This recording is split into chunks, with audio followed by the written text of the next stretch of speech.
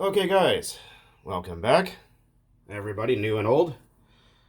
Right, so on the bench today we have the HPI 4.6, F4.6. I'm going to put a big block pit. No, we're not. I'm just kidding. We're not putting any big block pistons in there. It is a big block. So obviously the original piston and sleeve was completely worn out. And the pin bore, let me get that out of there. In here, there's a bunch of up and down slop in it, so it's not worth pinching because it'll just blow up soon after anyway. This engine really got the hell beat out of it. So we got ourselves a brand new piston and sleeve. I bought it all as a set. And that's what it's for. I don't know why it's blocked out right there. I didn't do that. That was like that when I got it. For Force 28R. Or a Dynamite 28 RTR. Not the big red, the RTR model. The piston and sleeve will fit this engine and it's a lot cheaper. HPI wanted, excuse me, HPI wanted like $170 just for the piston and sleeve, not including a rod or anything else. I got this for $76. Alright, anyways, moving on. So, the block has been cleaned. You guys have watched me do that before. This is actually the backplate and starter shaft for a Dynamite 28 RTR that somebody gave me a while back. And we're going to get this all prepared. We got our crankshaft all clean. We're going to put our new bearing on it. And remember what I said. That bearing, you can see the balls. Balls. Face is out. Oops. You don't want to have it facing in. You see that rubber, or not rubber, but that plastic ring? That faces in, so it should look like this from the backside. That's important. So we're going to put our bearings on our crank, like so. Actually, just going to put a little oil on there. A little dab of Astroglide there. And we're going to stick said crank in the freezer. So remember, you want the balls to look like that on the crank. Said balls again. Anyways, and then we're going to stick our front bearing on. We're going to use the crank as an install tool. So we're going to go this way. That means the seal is going to be on the outside, the front, like so. Then obviously we're going to drop that through the back. So we're going to put this guy in the freezer for maybe 20 minutes. Ooh, there's ice cream in there. Right on. I also wanted to share with you guys, I just got it the other day. Here it is. As I got one of these Huddy or Hootie or however the hell you pronounce it, flywheel pullers. They're like 10 bucks on eBay. They're super handy. I didn't film this, but a while ago, I had a guy bring in an OS. Oh, what was it? An OS Speed 21 or something like that. One of the newer ones. Anyway, it's like a $700 engine. And he tried to pry, for crying out loud, I can't even speak today, pry the flywheel off the crank with like a big flat screwdriver, like get underneath of it and pry on it. And he broke the front of the crankcase, like right here. Took a big chunk out of it. And that was a almost $300 mistake, including bearings. So, like, don't ever do that. Spend the money and buy one of these, $9. I think I paid, yeah, $9. And they're all over eBay. So, what we're going to do for now is I'm going to pause this, and I will get back to you shortly as soon as that crank is finished freezing. In the meantime, I'm going to adjust my camera angle there a little bit. There we go. In the meantime, turn that down. Here's my big blocks if you guys are interested. So we have an AE21. I rebuilt that on video, I think two years ago. We got a Pico 21. That's actually for a T-Max. It's got the T-Max mount on it. We got the ever so popular Pico 26 Outlaw. Those things are awesome. We got the technically SH26. It's the M26 or what do they call it? Not Megatech 26. I can't. Sportworks 26, whatever they called it. But it's an SH26. Then here we have the XTM 24.7, which you guys have seen me work on before. This is not an XTM. This is a Dynamite big red block with an XTM cylinder head on it. It's a two-piece head, so you can do that. And that's going to get the 8-port piston and sleeve and the high compression cylinder head for 0%. Then we have a SH21 with GS Racing parts. And we have the Hyper 21 over here. It's a 4-port model. These things freaking rip. They're pretty awesome if you can find one. I thought I'd share that. Pineapples. Here we got here. Hello? You know what? I really wish you guys would stop calling my house. You guys are so stupid, it's unbelievable. If you had dynamite for brains, you wouldn't have enough to blow your fucking nose. Stop calling me. Oh, Jesus Christ. Okay. Crank is about to come out of the freezer here. I'm going to get the torch, and we'll be right back. Okay. I gotta find myself a lighter next. Yeah, sorry about that, guys. I was just in the middle of getting ready to do this, and some fucking Nimrod keeps calling my house. It's those scammers, you know what I mean? They just... My plant's attacking my head again, my goodness. So they call my house just freaking all the time, threatening to send me to jail, and oh, you didn't do your taxes, and the IRS or whoever the hell they are is trying to get a hold of you, and it's like, no, they're not. It's those same dudes from India. It's like, they said the OPP, which is, I don't know if you guys know what that is, but the Ontario Provincial Police, I don't live in Ontario, I live like 5,000 kilometers away from there, is going to come to my house and throw me in jail. Well, I also did give them the wrong address. For you guys that know anything about cars and V8s, I told them that I live at 350 Big Cam Drive, and my postal code is 700R4, and the stupid ass believed it. Unreal. Like, yeah, 350 Big Cam Drive, and an automatic transmission part number is my postal code. Pretty funny. Those people, it's like, get a job. To go, I have a job. Well, obviously not a very good one. This torch is really weak, so it takes a minute to heat things up. It's not like that turbo torch, which currently my buddy's using to fix a little bit of plumbing in his house with. I'm just going to slowly warm this guy up. Oh yeah, I forgot to put oil in there. I think I should pick that up with my bare fingers.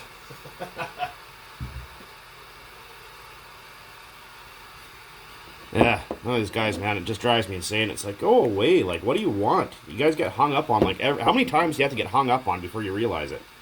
That nobody's interested in your stupid stuff. Like, frig.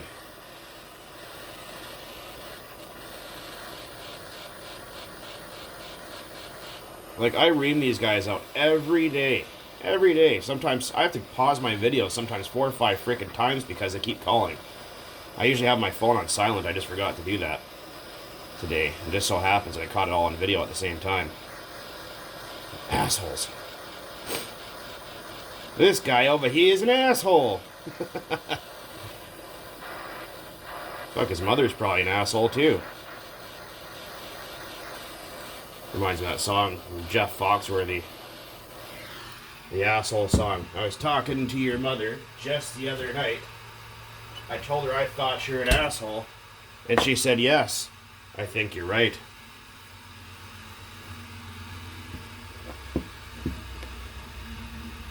And all your friends are assholes because you've known them your whole life. And somebody told me you have an asshole for a wife. That's even worse. I had one of those. Fucking dumpster fire. Wasn't my wife, thankfully. All that garbage wanted to get married. Not happening.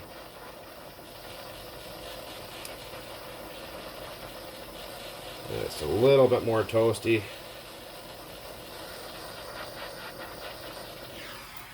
Yeah, so like I was mentioning before with this, this engine here is if you can't find the parts from HPI, or they're just really stupid expensive, you can just get them for a Dynamite 28 RTR.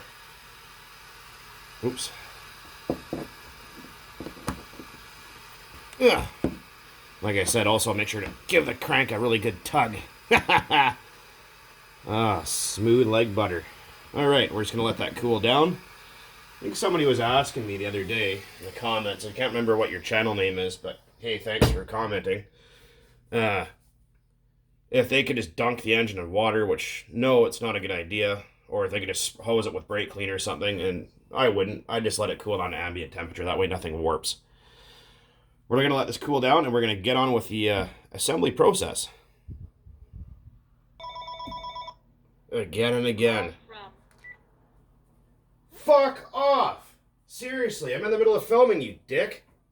Jesus. Get a job. Sorry about that, guys. I just thought I'd include that for a little added humor, if you will. Yeah, maybe you found that interesting, maybe you didn't. We're still cooling off here. Those assholes keep interrupting my damn video. Okay, we're cool enough to handle things, including turning off my friggin' phone. God, those people, I'm telling you. It's like, do you not have anything else better to do besides harass me? You know what I mean? Like, I don't know what you guys get in the States, but I'm sure it's probably the same kind of stuff. Enough to drive a guy to drink, and I'll tell you that. Alright, so we're just going to take a little Astroglide here. It's not actually Astroglide for the last person that asked that question. I don't use sex lube for putting engines together. It's just a joke. Anyways, it's just 5W30 synthetic engine oil that I use in my Toyota, so we're going to put a little bit of oil down on those main bearings. Just a little bit. You don't need a lot. You don't need to flood it out, but we'll put on a little extra just for the haters. Oh, speaking of haters, I forgot about Paper Towel Boy. Oh, yeah. Look at that crankshaft. It's friggin' ruined. Oh, it's kind of dirty anyway, so actually, good thing I did that. Hey, Paper Towel Boy, does that bother you? Are you triggered? Fucking retard. Anyways. Now, for more fresh oil. I can't believe some people's kids. You're gonna ruin the engine if you do that. Well, you do realize that air filters and oil filters in cars are made of paper, right? So I guess there's just thousands of dead vehicles everywhere, blown engines because they had paper towels in them. Or not paper towels, oil filters, rather. Like, man, I really wish people would think about shit before they actually say it. Fuck. Okay, next. So we put some oil up in here. We put some oil here. I'm going to put a little bit more just for the haters. And Mr. Guy that called me a D-head the other day, you can go and go fornicate yourself with an iron rod. Or deep throat a cactus. Or dock a cactus, whichever you prefer. I don't discriminate. Everything will be just fine. So, our piston here, the cutout side, that side, faces the front of the block, like this. Most engines do. I'm going to take this guy here. I might need my set of little pliers just to grab the... Fucking covered in oil. Just to grab the connecting rod. No, I don't grab it through the center. I grab it by the sides. So I don't scar up the bushing that's in there. And you just, ever so gently, just push it on like that. See? No big deal. Everything turns nice and buttery smooth. Lovely. Alright, next, our sleeve. Put just a dab. Just a little bit. We're going to put some on the outside. I think I explained why I do that already, because sometimes they kind of get a little bit sticky, or, you know, it just helps to take them in and out after, right? And then we're going to line up. We have a locating pin right there, and a notch right there, so we're going to line those up. So hopefully on the weekend here, I'm going to, you guys always ask what for a top view. It's kind of hard to do it, but I'll see if I can.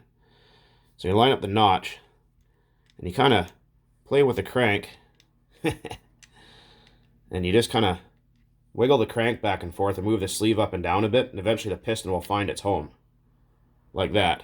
See? Or you might need to push on it a little bit, and then it'll just kind of slip into place. See? Nice and easy. Just like so. So a lot of people get nervous and go, oh, dude, why is it tight at the top like that? What's wrong? Like, see, it stops, like it wants to lift out the sleeve. That's normal. Don't be afraid of that. That's just because it's a fresh piston and cylinder. The top of the cylinder is physically smaller than the bottom. Or sleeve, rather. I'll pause on me right back for a second. Sorry about that. Mild allergy attack. So we're going to take our head button. A lot of people are going to go, well, why didn't you clean that up? Well, it doesn't matter. It's going to get run again anyways. There is 4 head shims in there. You can see them all. think there's 2 stuck together.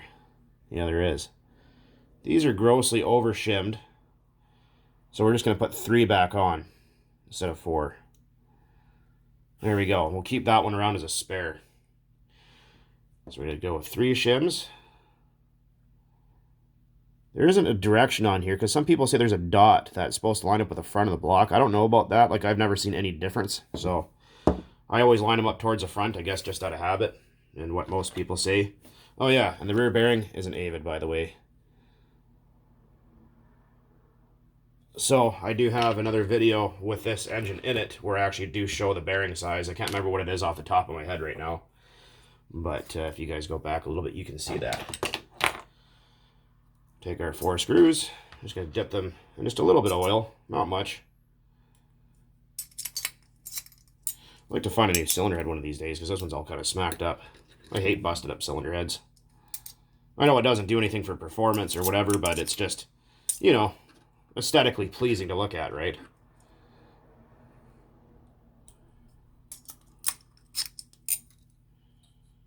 Like I said, just a dab of oil on those threads. Just helps everything go together easy because you're going steel to aluminum, right? So, and we're going to make the HPI. This is actually a directional cylinder head. If you look through the center of it, you can see through the fins right there. Like you see my finger on the other side.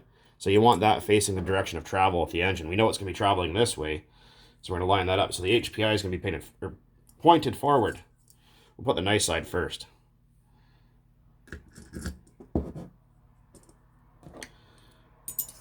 So all in all, I mean, I think we're what, 82 bucks for this engine, and for a guy that lives in Canada, that's really cheap considering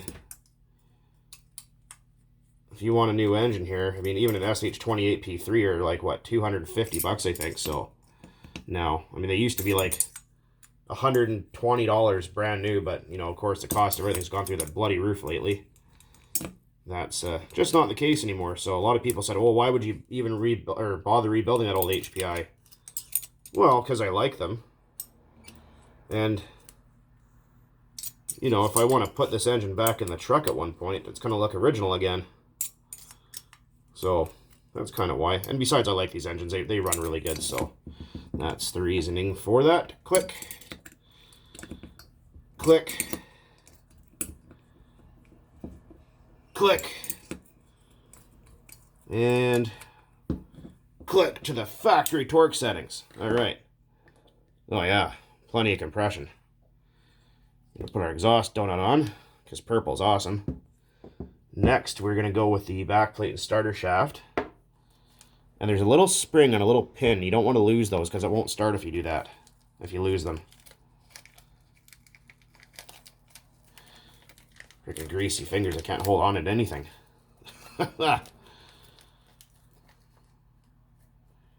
Alright, let's see what we got here. So you can see them, they're really tiny right there.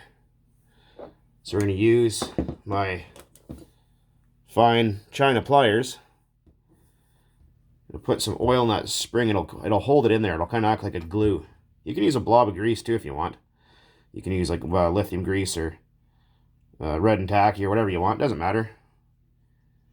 Put that right at the end of the crank, see that? Right there. Of course my pliers are slightly magnetized, that's going to sit down in the crank. And then, yeah, I'm going to go get a little bit of a blob of grease here, guys. I'll be right back. Well, it does appear that I ran out of grease, or misplaced it. So we're just going to use a little bit of Permatex Ultra Slick assembly lubricant. Just, I guess I didn't open this yet. Fark. Okay, well, I guess we're going to open this today. And, oh, for crying out loud. It's not one thing, it's another. It's childproof. Who the hell did they try to keep out of there? Me, apparently. So what we're going to do is we're just going to put just a little bit right, oops, it's probably way too much, but you guys can see it right there. This stuff won't hurt anything. You guys can use that. If it's really sticky, right? So you don't really want to put these engines together with it. You can. They will be a nightmare to start, though, I'll tell you that. You want to use a fine oil.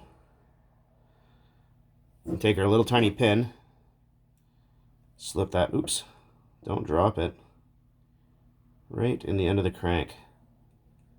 Just like that. See it? Right there. So do that. Keep the engine in this position when you're doing it. This doesn't matter because it's ramped. See that? How it's got a ramp to it? You can put this in any position. It'll click and lock itself in. So we're going to add this guy. And just put a little bit of oil on that O-ring just to help ease the installation. Because O-rings, you don't want to tear those because it's kind of annoying when you do.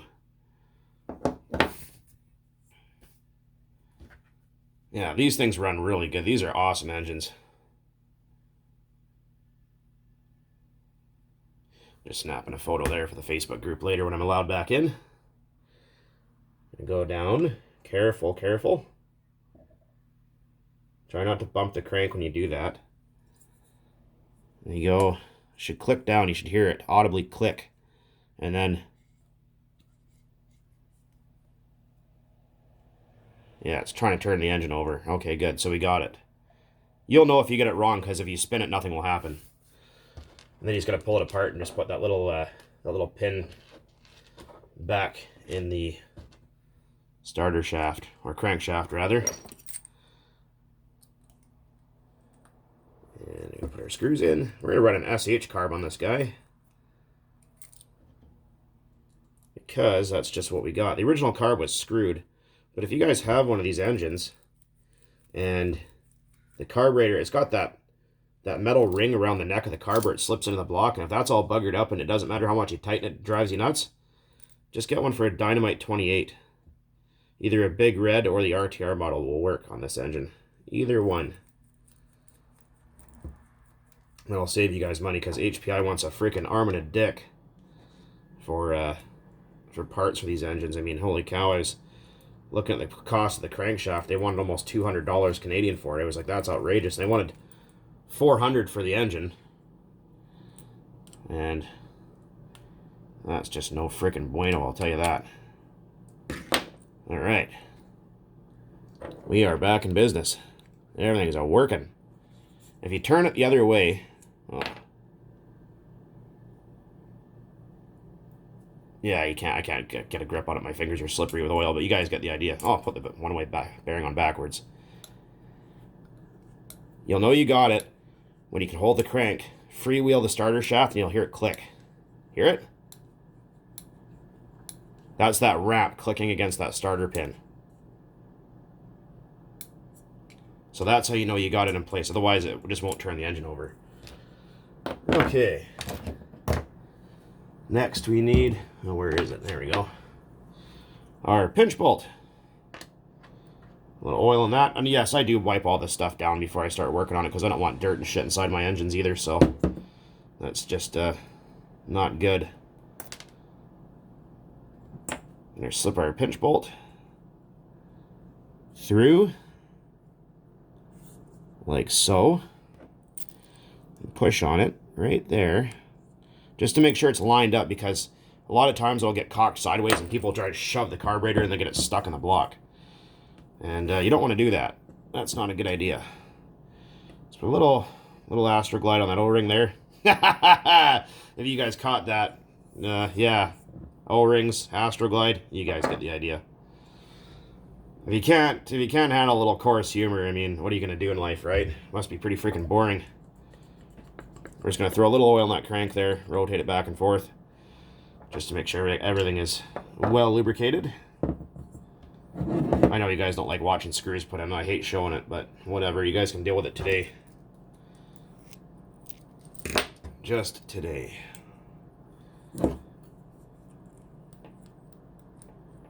Oops.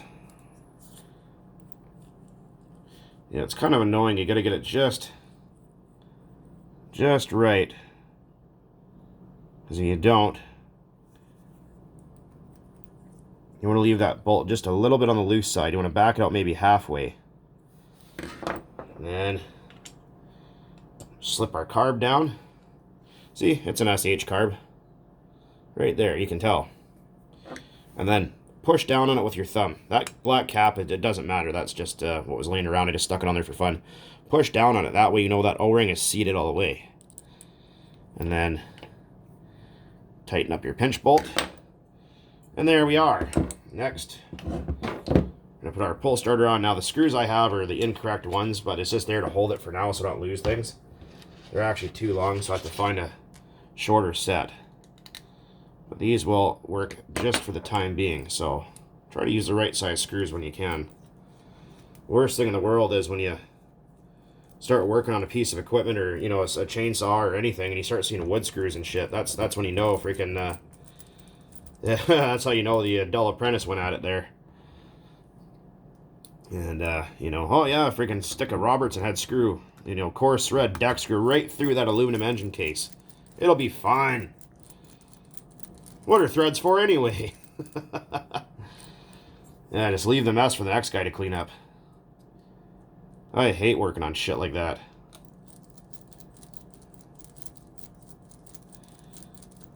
Just for the couple guys that are still watching. Here are the last screws in. There you go. HPI F4.6 rebuilt. I know they do sell these engines new. They're kind of gray in color or black or something. We're gonna go just up a little bit right there, not at top, not at top dead center, but just under it. I'm gonna take a little